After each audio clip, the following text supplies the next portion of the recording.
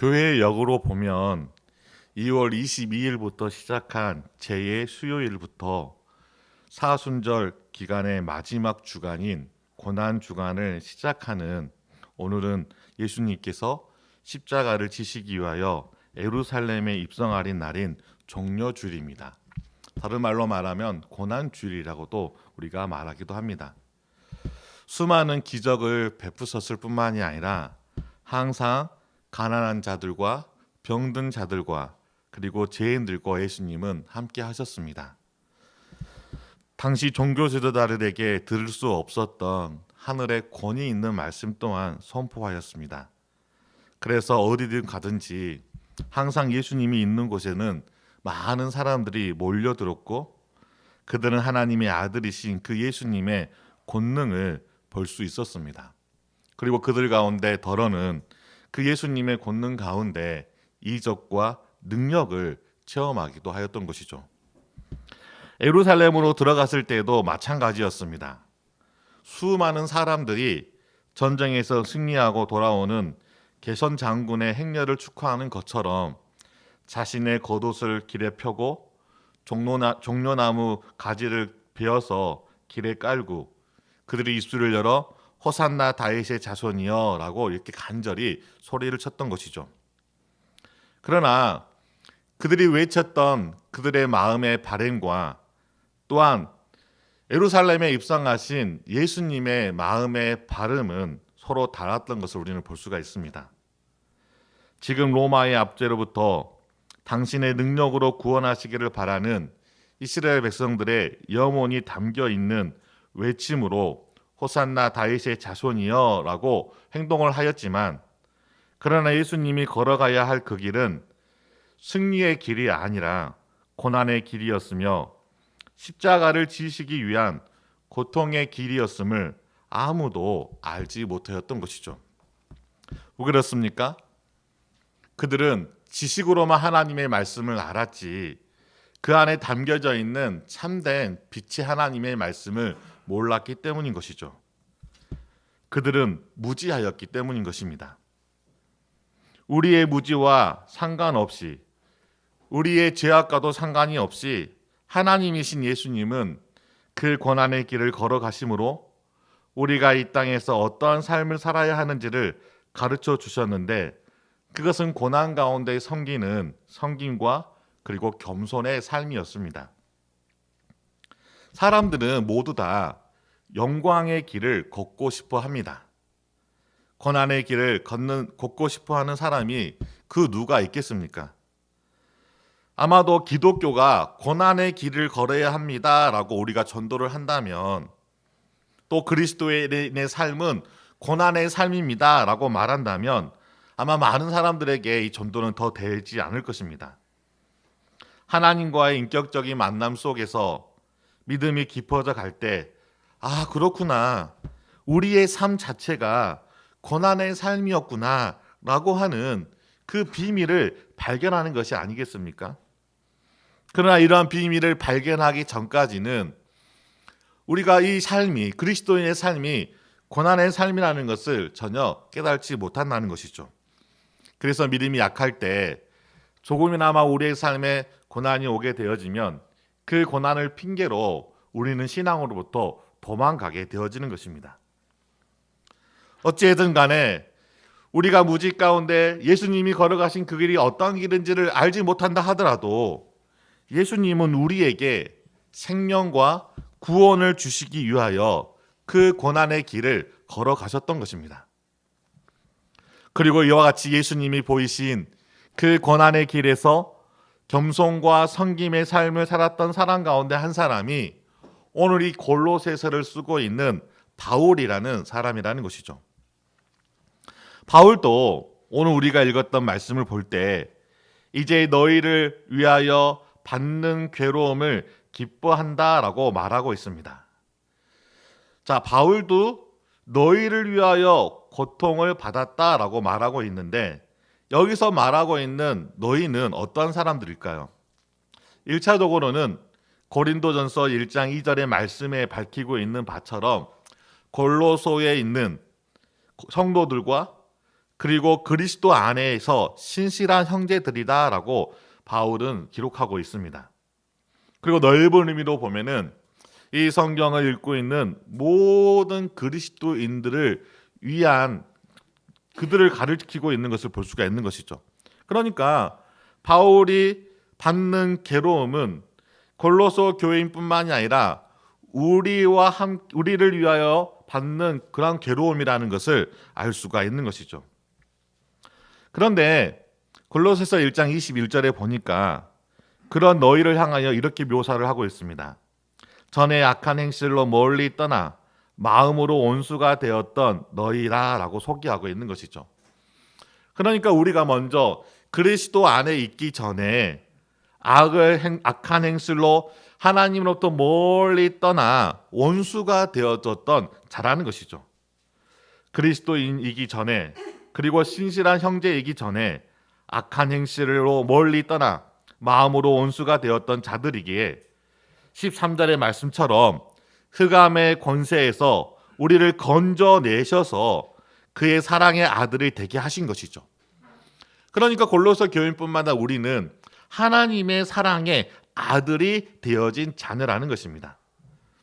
더 나아가 바울은 23절에 복음은 천하 만민에게 전파된 바요 나 바울은 이 복음의 일꾼이 되었노라 라고 스스로 자신을 밝히면서 그들을 위하여서 수고하는 복음의 일꾼된 자로서 받는 그 고난에 대해서 우리에게 이야기해 주고 있는 것이죠.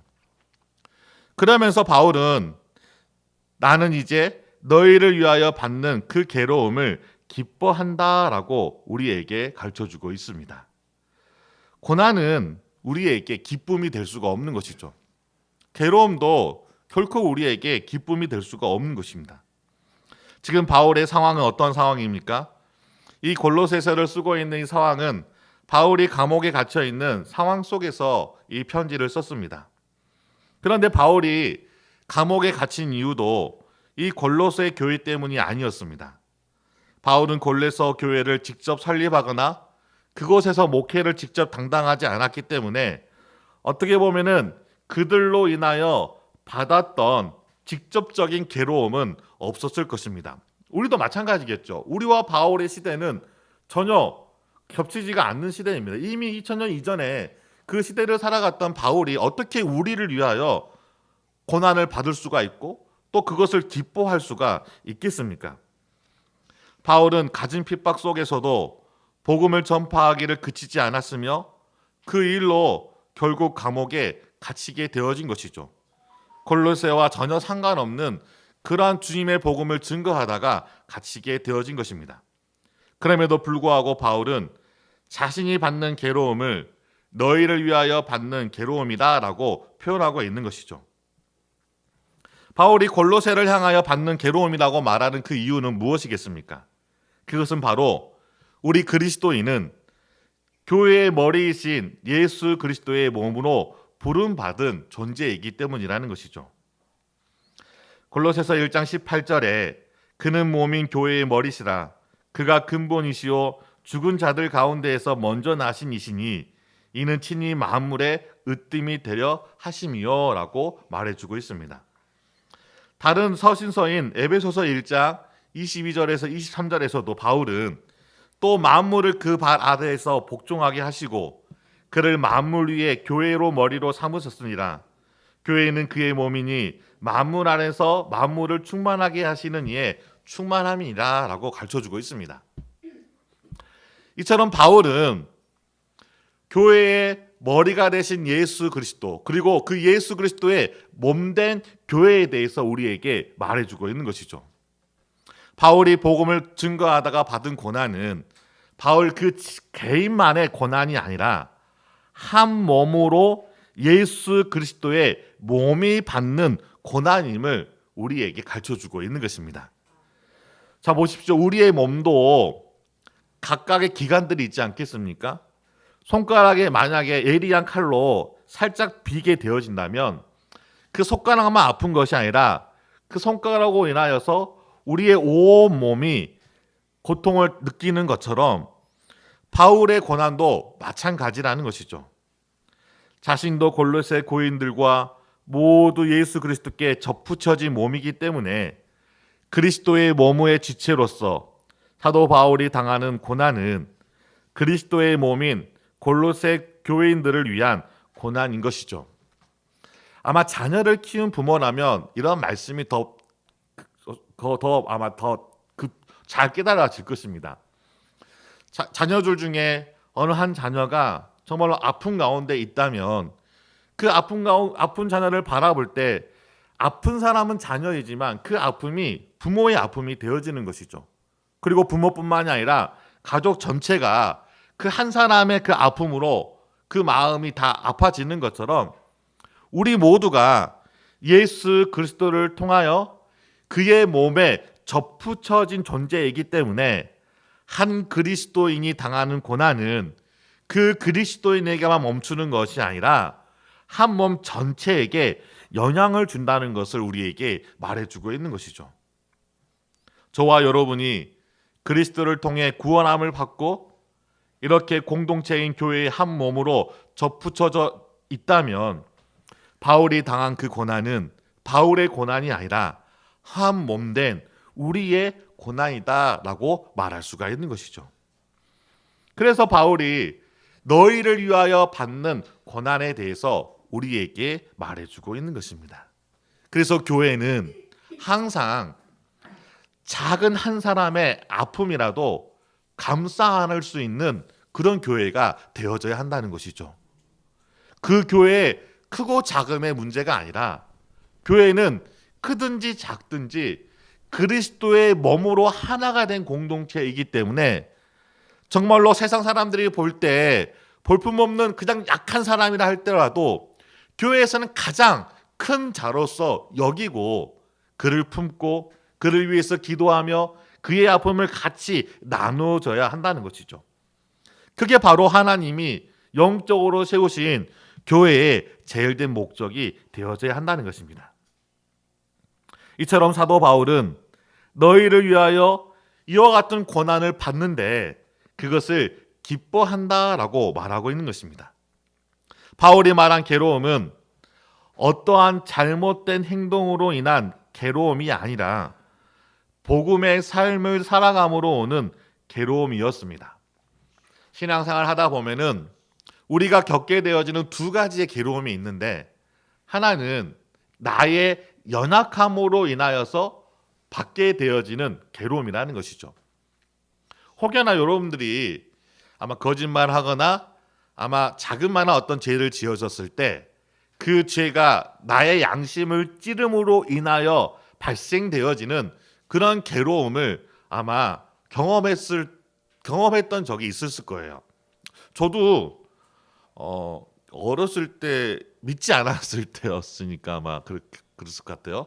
우리 아이들도 있는데 저도 이제 이렇게 돈을 제가 쓰고 싶어도 돈을 부모님한테 이렇게 주지 않으면 그 쓰고 싶은 돈을 마련하기 위해서 그때 당시에는 뭐 아르바이트를 뭐 할 수 있는 그런 시대가 아니었기 때문에 이제 뭐 이렇게 문제집을 산다 그러면 이제 부모님들은 이제 아무 생각 안 하고 주시잖아요. 그럼 문제집이 10,000원인 문제집을 좀 더 얹혀가지고 15,000원에 또 20,000원 이렇게 해서 문제집을 사서 문제집은 보여주고 근데 가격이 있는 데는 안 보여주고 문제 샀습니다 하고 그 나머지 비용을 가지고 제가 사용하고 싶은데 사용했던 적이 있었던 것 같아요. 많이 있었던 것 같아요. 그때 이제 딱 속이고 나면 마음에 이렇게 들키면 어쩌지? 뭐 들켜도 뭐 이렇게 그냥 어머니 뭐라 하겠어요. 혼내고 끝나겠지만 그래도 그 마음에 그 죄를 지었다는 그 양심의 가책이 계속 그것들을 괴롭게 하는 거예요. 기억이라는 것이 잊혀졌을 때까지는 그 양심의 가책으로 인하여서 괴로움을 당한다는 것이죠. 이처럼 우리가 당하는 괴로움의 일부분은 자신의 약함과 부족함으로 인하여서 겪게 되어지는 괴로움이라는 것입니다.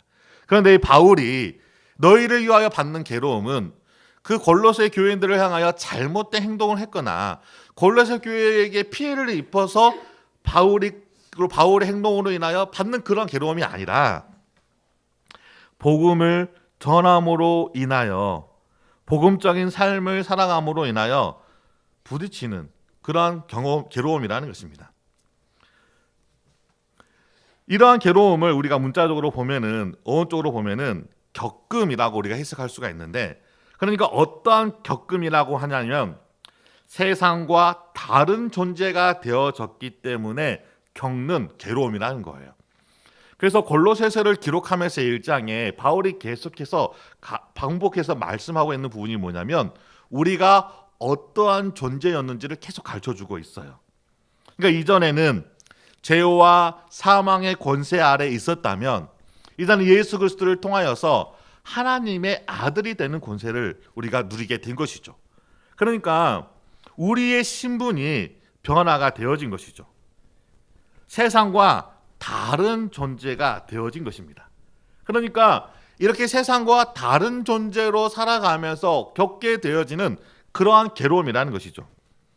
바울은 자신의 선지서에서 이와 같이 우리가 계속해서 다른 존재가 되어졌다고 강조를 하고 있는데, 고린도후서 5장 17절에 보면 그런즉 누구든지 그리스도 안에 있으면 새로운 피조물이라 이전 것은 지나갔으니 보라 새 것이 되었도다. 에베소서 2장 3절에서도 전에는 우리도 다 그 가운데에서 우리의 육체의 욕심을 따라 지내며 육체와 마음에 우원하는 것을 하여 다른 이들과 같이 본질상 진노의 자녀이었더니.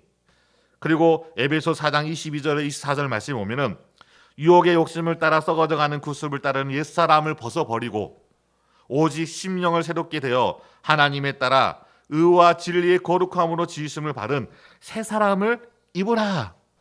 그러니까 새로운 피조물 새 사람, 뭘 말하고 있습니까? 다른 존재가 되어졌다는 것입니다. 바울이 테러리스트도 아니고 사회적 부적응자도 아니기 때문에 세상에 그 어떤 해를 가할 의도가 전혀 없음에도 불구하고 그리스도를 통해 그의 존재가 달라졌기 때문에 겪는 괴로움이라는 거예요. 아마 복음을 증거할 때, 전도하러 갔을 때 아마 이와 같은 그런 고통을 많이 겪게 되어지는 경험을 하게 될 테인데, 우리가 복음을 증거하는 것이 이 세상을 파괴하고 또한 사회적인 부적응자로서 잘못된 길을 그들에게 말해주는 것이 아니지 않겠습니까? 그럼에도 불구하고 그리스도인으로 살아간다는 그 자체가 끊임없는 겪음, 곧 괴로움의 용속이라는 것을 우리에게 말해주고 있는 것이죠. 예수님을 믿고 구원을 받았다는 것은 고난받는 그리스도인의 몸의 일부가 되어졌다는 것을 의미하는 것입니다. 그렇기 때문에 그리스도인으로 복음의 삶을 살아가면서 마주하는 괴로움, 그런 고난은 전혀 이상한 것이 아니라는 것이죠. 오히려 이러한 괴로움이 없고 크고 작은 고난이 없다면 그것이야말로 우리가 그리스도인으로 세상의 빛과 소금으로 살아가기보다는 세상과 적당한 타협하며 살아가는 삶의 결과라 말할 수가 있는 것이죠.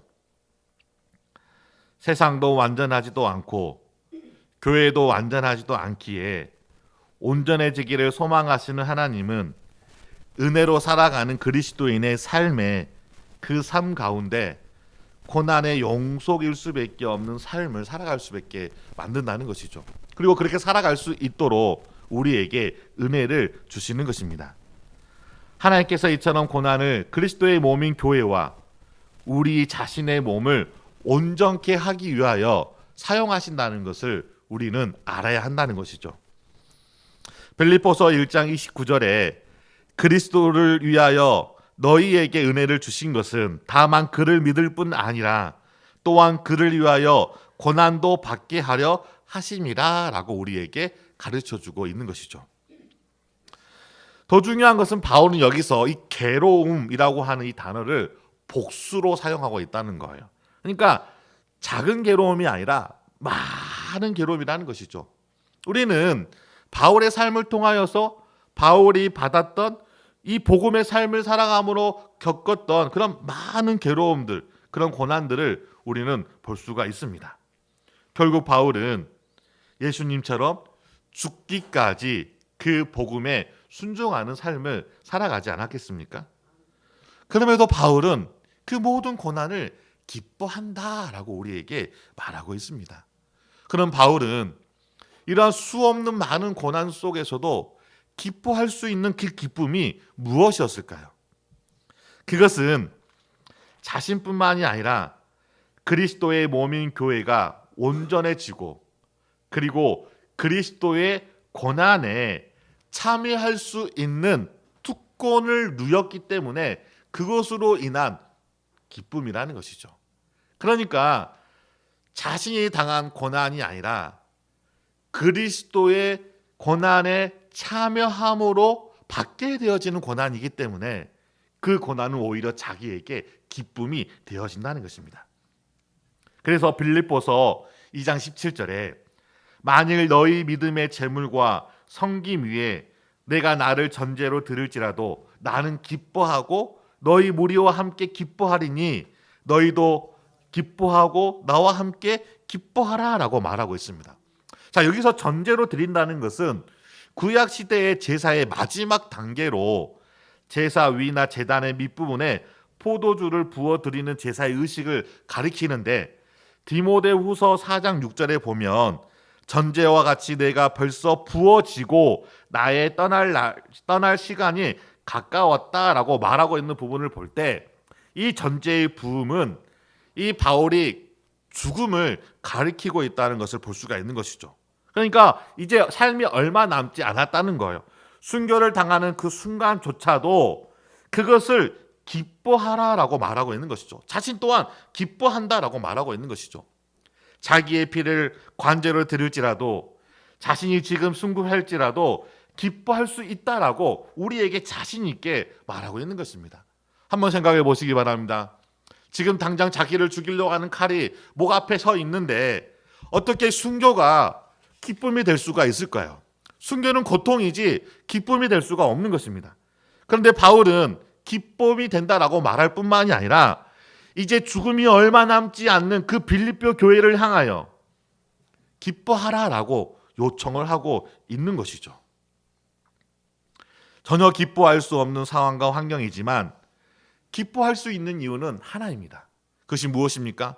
이렇게 기뻐하라라고 말하면서 바울은 우리 안에 착한 일을 시작하신 이가 그리스도 예수의 날까지 이루시는 줄 우리가 확신하기 때문이다라고 기뻐할 수 있는 그 원인에 대하여 말하고 있는 것이죠. 이는 그리스도의 재림의 날에 하나님의 일을 확실하고 온전히 이루실 것이기 때문에 그 과정에서 그 어떠한 고난과 환란이 있다고 해도 우리에게 임한 구원을 어찌 흔들 수도 없을 뿐만이 아니라 하나님께서 기쁘신 뜻대로 시작하신 그 어떠한 일도 결코 실패할 수 없기 때문에 우리는 기뻐할 수 있다라고 말하고 있는 것입니다. 그래서 야고보도 너희가 여러 가지 시험을 당하거든 온전히 기쁘게 여기라. 이는 너희 믿음의 시련이 인내를 만들어 온전하고 구비하여 조금도 부족함이 없게 하려 함이기 때문이다 라고 가르쳐주고 있습니다. 그러니까 우리를 더욱더 온전하게 하기 위하여 우리의 약함을 강하게 만들고 우리의 가난함을 부하게 만들고 우리의 무지함을 지혜롭게 만들어 온전해지도록 하기 위한 고난이기 때문에 우리가 기뻐하고 기뻐해야 한다라고 가르쳐주고 있는 것이죠. 이처럼 바울이 그의 몸된 교회를 위하여 이 그리스도의 고난을 자신의 육체에 채우며 그것을 기뻐한다라고 말하고 있는 것입니다.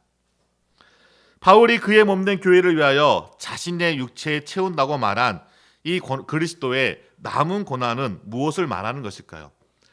이 그리스도의 고난에 참여함으로 기쁨을 얻었기 때문에, 그 기쁨을 누릴 수 있기 때문에 우리는 무엇보다도 이 바울이 참여하겠다고 말한 그 그리스도의 그 남은 고난이 무엇인지를 우리는 분명히 알아야 한다는 것입니다.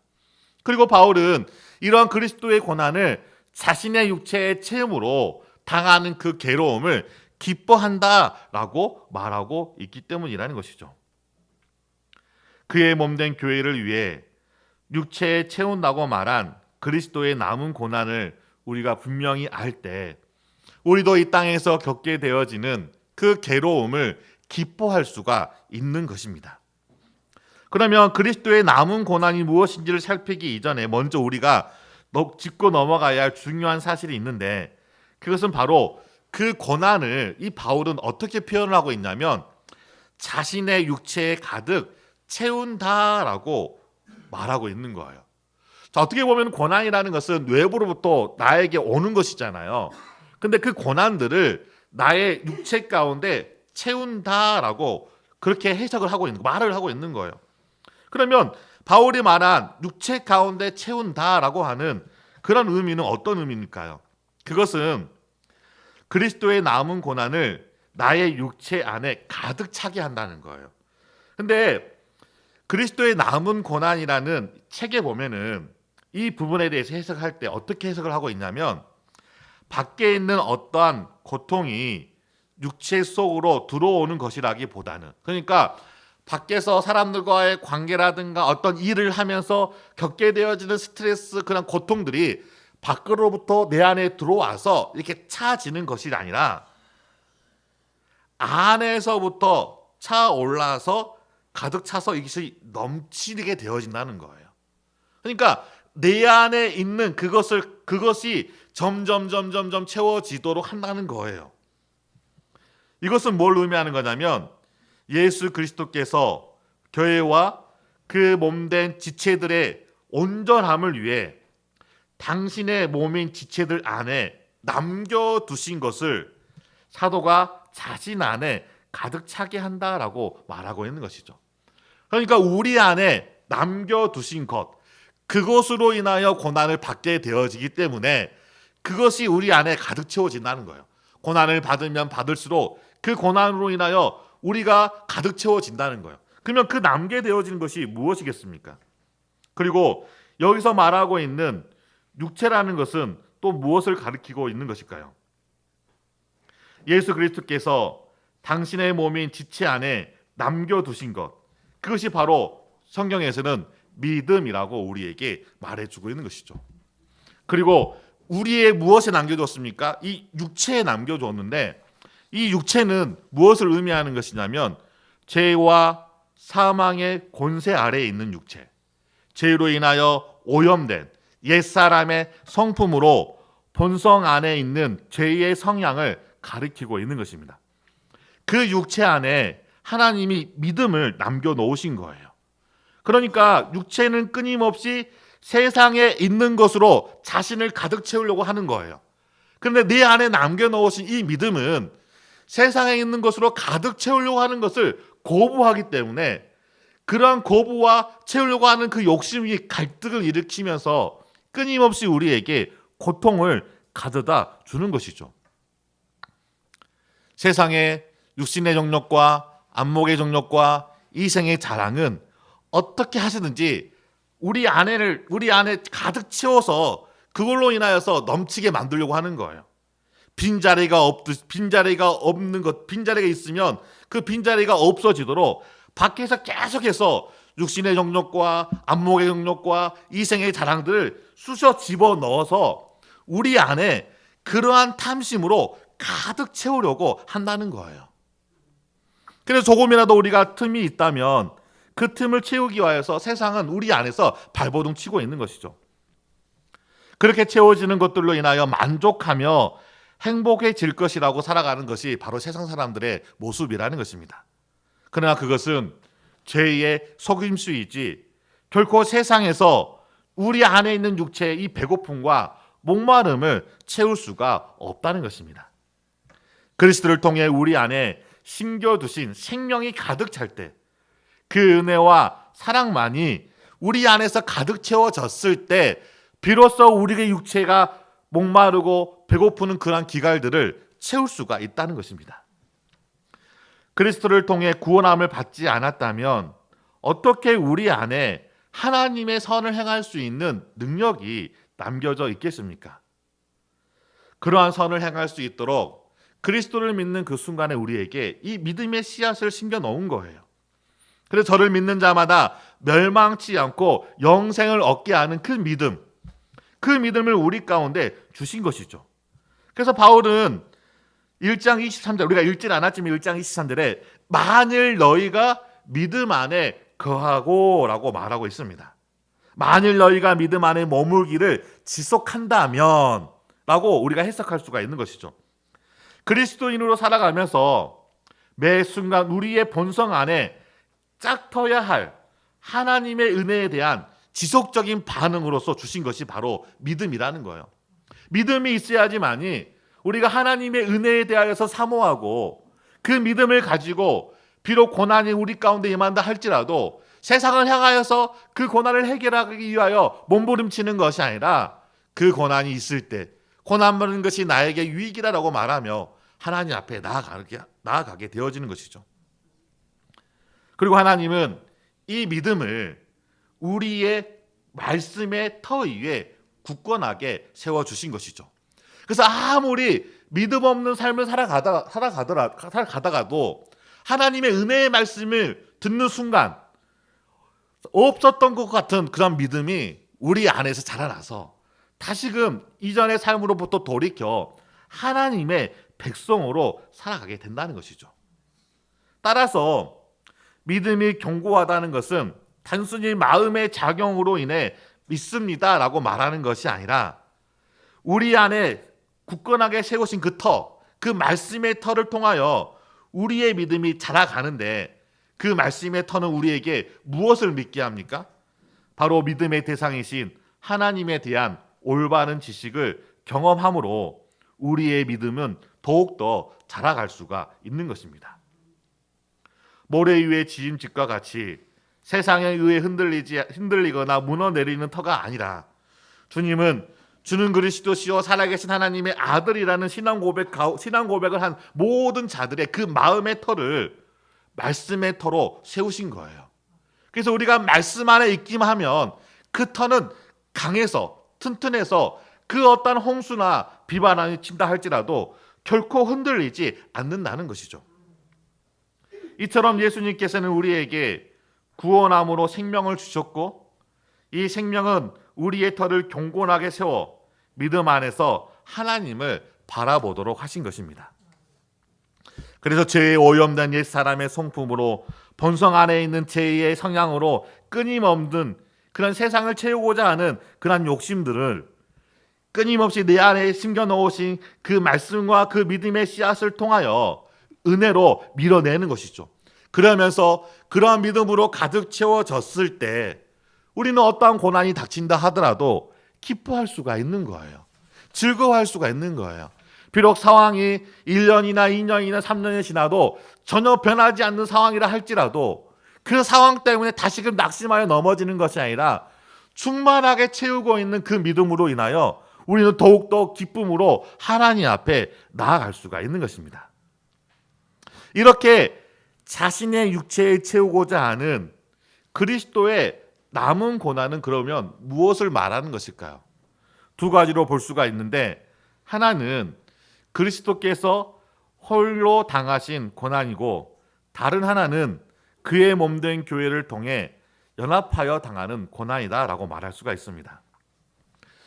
주님이 홀로 당하신 고난은 어떠한 고난이겠습니까? 당연히 우리의 구속을 위한 고난이지 않겠습니까? 예수님께서 사람의 몸을 입고 이 땅에 오신 것, 그리고 이 땅에서의 모든 공생애의 삶, 그리고 십자가에 못 박혀 죽으시고 3일 동안에 무덤 가운데 묻혀 지내신 것, 이 모든 것들이 바로 우리의 구속을 위하여 예수님이 이 땅에서 당하신 고난인 것입니다. 이 고난으로 인하여 우리는 사망으로부터 벗어날 수가 있고 그리고 죄의 형벌로부터 사함을 받게 되어진 것이죠.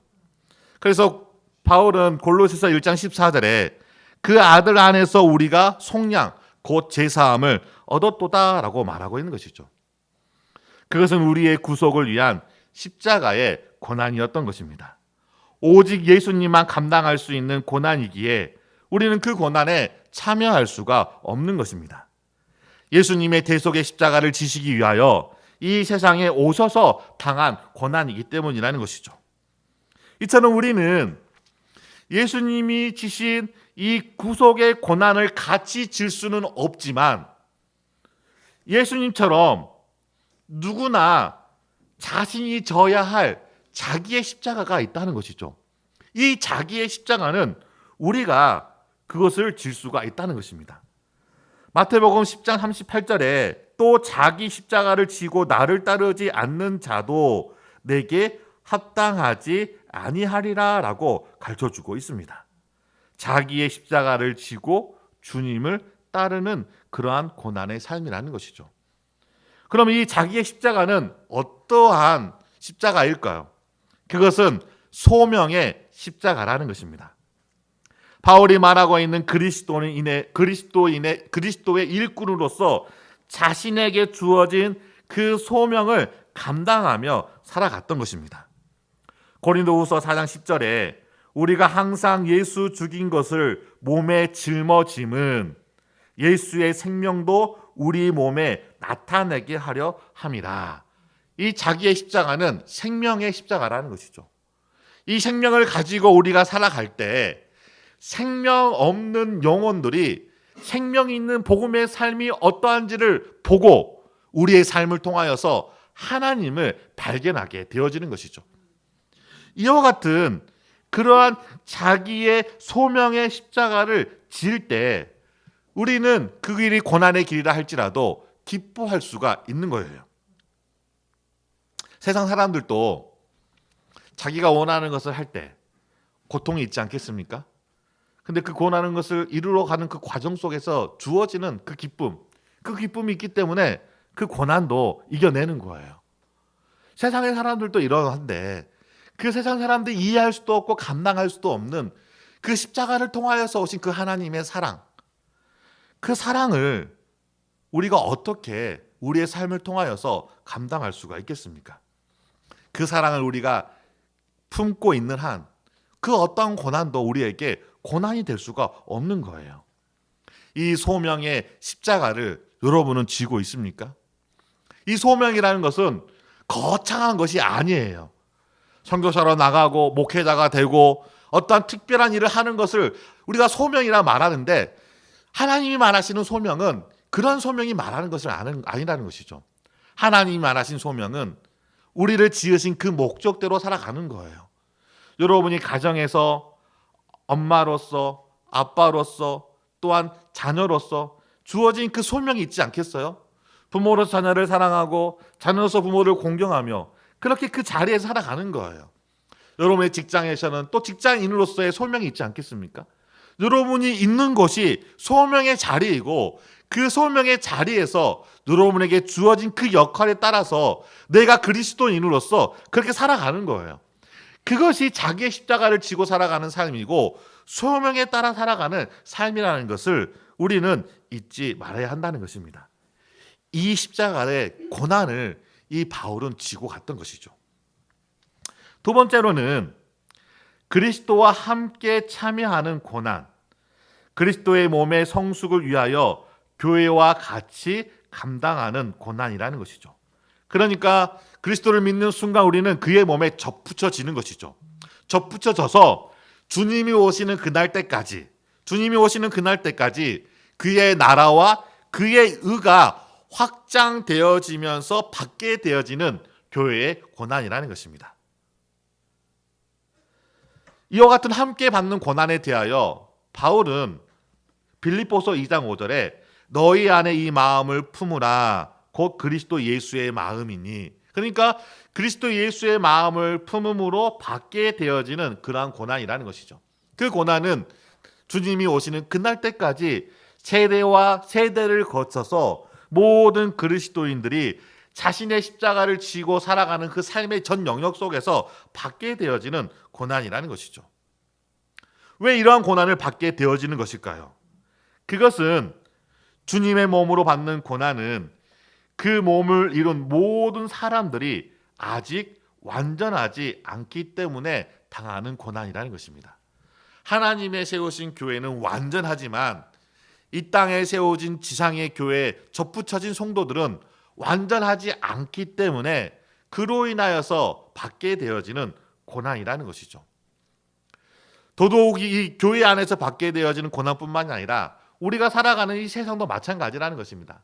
처음에 제가 말씀드렸던 것처럼 세상과 우리의 존재가 다름으로 인하여서 받게 되어지는 고난, 그 고난은 이미 내가 그리스도인 하나님의 아들이 되었기 때문에 받게 되어지는 고난이기 때문에 그리스도와 연합해서 받게 되어지는 그런 고난이라는 것을 우리에게 말해주고 있는 것이죠. 교만과 시기심과 영혼에 대하여 무관심한 세상으로부터 고난당하지 않는다면 그것은 우리의 신앙이 잘못되어져 있다는 경고 등의 불이 켜져 있는 것과 같음을 잊지 마시기 바랍니다. 복음을 통해 믿음을 가진 그리스도인들은 이와 같이 한 몸된 교회를 통해 그리스도와 함께 고난을 받게 되어지는 것이죠. 그것은 세상과 다르게 그리스도인은 고난을 육체에 채우는 사람들이기 때문인 것입니다. 그래서 바울도 자신이 어떠한 사람을 우리에게 말해주고 있는 거예요. 그리스도의 고난을 육체에 채우는 사람이기 때문에 그 그리스도로 인하여 고난 당하고 그 그리스도의 그 영광으로 인하여 우리가 기뻐할 수 있기 때문에 너희들도 그 고난에 동참하라라고 우리에게 가르쳐주고 있는 것이죠. 한 주간이 고난 주간입니다. 교회마다 특별 새벽 예배로 저녁에도 기도하는 그런 교회들이 많이 있습니다. 우리가 다른 날은 우리가 분주히 살아가는 삶의 모든 날을 그렇게 살아가지 못한다 할지라도 이 한 주간만큼이라도 이 주님이 당한 그 고난을 기억하며 그 고난을 나의 육체 가운데 채우시기를 간절히 소원합니다. 우리 기도하시겠습니다. 하나님, 그렇습니다. 세상에 있는 것들로 우리 육체 안에 가득 채우기를 원하는 우리의 마음에 탐심이 있습니다. 그러나 하나님, 우리 안에 심겨 놓으신 그 믿음은 그러한 것들을 고부합니다. 그래서 새 사람으로 새로운 피조물로서 살아가게 하는데 그로 인하여 겪게 되어지는 많은 괴로움이 있습니다. 그러나 하나님, 이것을 우리가 이상히 여긴 것이 아니라 고난받는 것이 내게 유익이라고 고백하고 있는 시인의 고백처럼 이 고난을 통하여 하나님과 더 깊은 은혜 가운데 나아갈 수 있도록, 또 이 한 주간도 주님이 당하신 그 고난을 기억하며 이 고난을 나의 육체에 채우기를 힘쓸 수 있는 그런 한 주간이 될 수 있도록 우리를 인도해 달라고